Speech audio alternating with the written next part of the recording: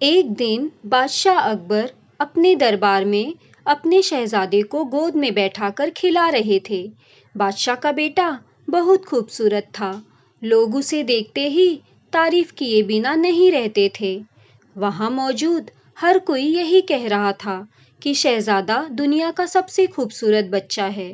सभी की बात सुनकर बादशाह अकबर ने भी मुस्कुराकर यही कहा कि उनका शहजादा ही दुनिया का सबसे सुंदर बच्चा है। एक दरबारी ने कहा, जहांपनाह, आपका बेटा दुनिया का सबसे खूबसूरत बच्चा है। शहजादे जैसा दुनिया में और दूसरा कोई बच्चा नहीं है। अकबर ने कहा, हाँ, मुझे भी ऐसा ही लगता है। शहजादे जैसा कोई नहीं, वह सबसे खूबसूरत है। फिर सभी दरबारियों ने कहा, हाँ हाँ जहांपनाह, बिल्कुल। अकबर ने बीरबल से पूछा, तुम क्या कहते हो बीरबल? तुम्हें क्या लगता है, हमारा शहजादा दुनिया का सबसे खूबसूरत बच्चा है? बीरबल ने कहा, जहांपनाह, मुझे ऐसा नहीं लगता, लेकिन मैं ये नहीं कह रहा शहजादे खूबसूरत नहीं हैं। अकबर ने कहा, क्या क्या तुम्हें ऐसा लगता है हमारे शहजादे खूबसूरत नहीं हैं? बीरबल ने कहा, नहीं जहांपनाह, मैंने ऐसा तो नहीं कहा। मेरी बात को आप गलत मत समझिए।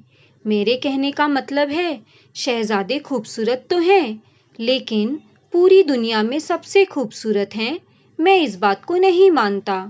अकबर ने कहा, क्या तुम्हारे कहने का मतलब है शहजादे पूरी दुनिया में सबसे खूबसूरत नहीं हैं? बीरबल ने कहा, जी जहांपनाह, मेरे कहने का वही मतलब है। मुझे लगता है दुनिया में शहजादे ही ऐसे नहीं हैं जो सबसे खूबसूरत हैं। अकबर ने कहा, बीरबल, आज तुमने हमारे दिल को बहुत ठेस पहुंचाई है। तुम साबित करके दिखाओ, शहजादे से भी ज्यादा और कोई खूबसूरत बच्चा है, उसे हमारे सामने पेश करो।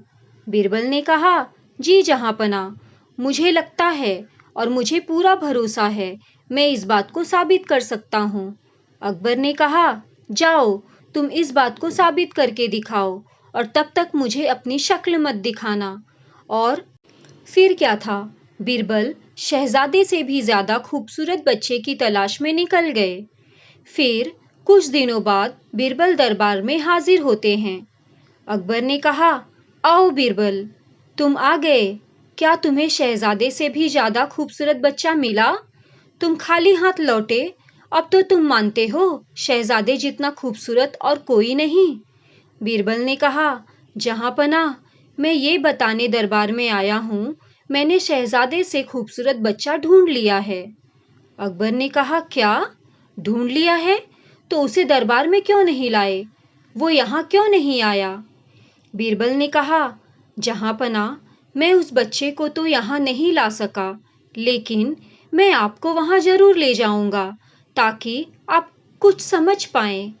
अकबर ने कहा, क्यों बीरबल, बच्चा यहाँ क्यों नहीं आ सकता? अच्छा ठीक है, मैं ही वहाँ जाऊंगा। हम कल सुबह ही वहाँ जाएंगे। बीरबल ने कहा, जी जहांपनाह, हम कल सुबह ही वहाँ जाएंगे, लेकिन जहांपनाह, हमें वहाँ पर भेष बदल कर जाना होगा।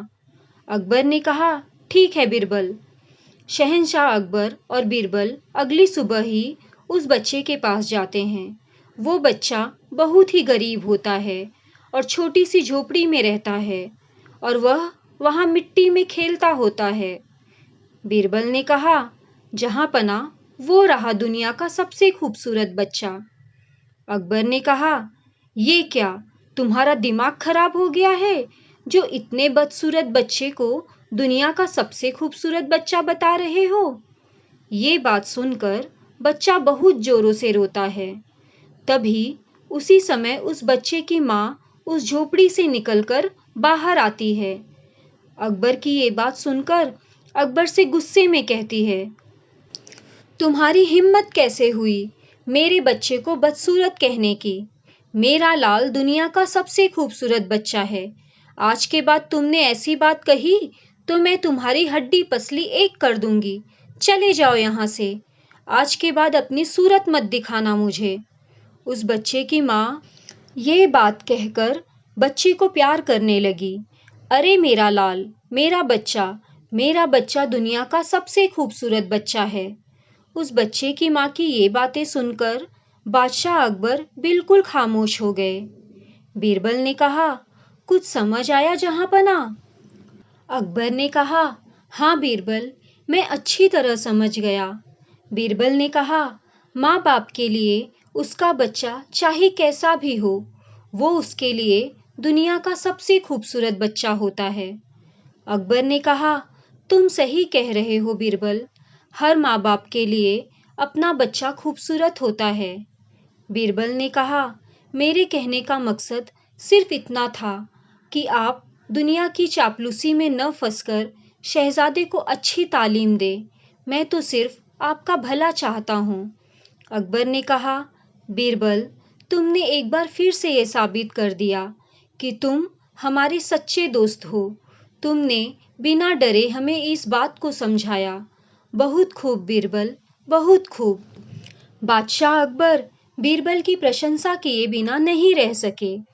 दोस्तों, इस कहानी से हमें यह सीख मिलती है कि कभी भी किसी चीज को लेकर घमंड नहीं करना चाहिए, क्योंकि एक न एक दिन वो घमंड टूटता जरूर है। दोस्तों, अगर आपको ये कहानी पसंद आई हो तो प्लीज़ लाइक और शेयर कीजिए और मेरे चैनल को सब्सक्राइब कीजिए। मैं इसी तरह की कहानियाँ आप लोगों के लिए लाती रहूँगी। मिलते हैं अगले वीडियो में। कहानी सुनने के लिए आपका बहुत बहुत धन्यवाद।